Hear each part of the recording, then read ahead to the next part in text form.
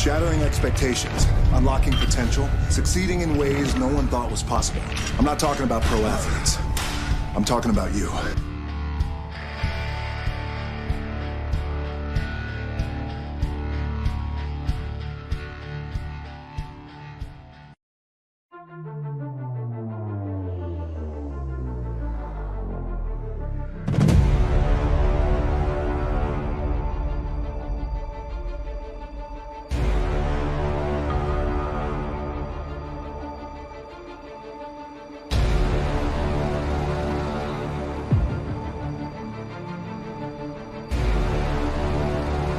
I'm fortunate enough to be on top, but anytime you reach the top, you always want to make sure that you have the desire to raise the bar and take the brass ring to places it's never been. That's the key with being on top. Just because it's never been done doesn't mean it can't be done.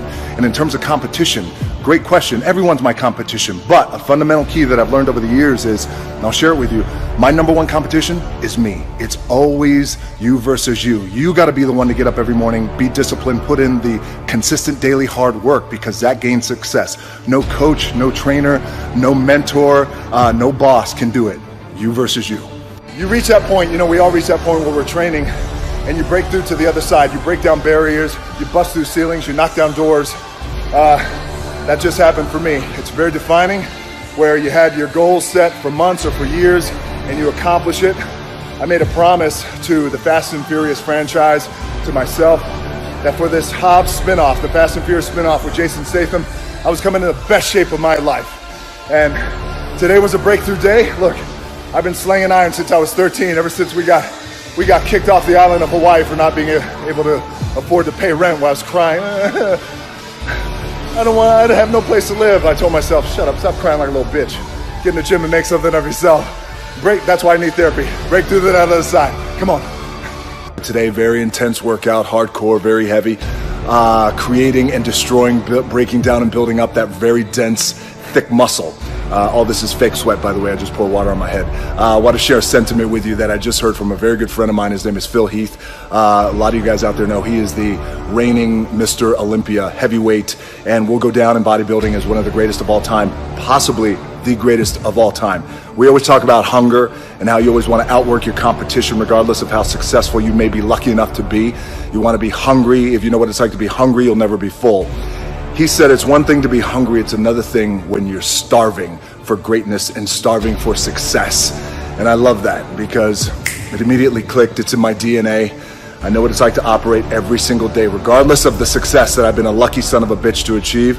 I operate every day as if I'm starving, so keep starving and keep pouring fake sweat on your body. The first philosophy that I want to share with you guys in our big Forbes takeover is the power of choice. Life is about choices. We're making choices every single day, some big choices, some little choices, but oftentimes it's the big choices that can be scariest, because we know the ramifications are hardcore if it goes south and it doesn't work out. So in my case, 10 years ago, I was told, if you want to make it in this business, you got to be like Tom Cruise and Will Smith. They're the two biggest movie stars on the planet.